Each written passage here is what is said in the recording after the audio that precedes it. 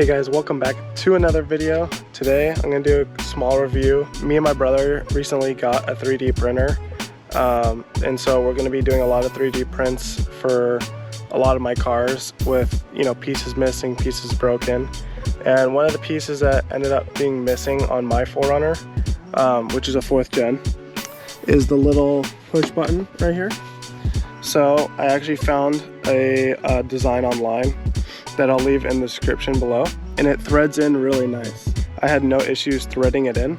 It seemed to want to go thread in further than the stock one, but I only put it to a certain level that I felt was in the stock location. And the print doesn't have the best top. It's not super flat. This is my second time printing it, but otherwise a great design by this creator. I'll leave his name right here. So I was only missing the one, so I printed a second one so that I could put it on the other side and have matching ones. It works nice, as it should. So I definitely recommend this print, and it only took 40 minutes to print, and I printed at normal speed. The density I did, I believe 30%, so this is PLA. PLA will be fine for this application. You don't need ABS.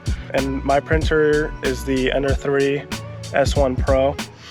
You don't need a printer like that. Any printer should be fine. This is a really small print. But yeah, so stay tuned for the next 3D print that we're gonna be doing. That's gonna be it for this video. Just a short review about this 3D printed product. We have a lot more products coming as far as reviews and personal things we're going to be designing, but right now we're just going through some designs we've found from certain creators. If you're interested in that, be sure to stay tuned for the next video. Thanks.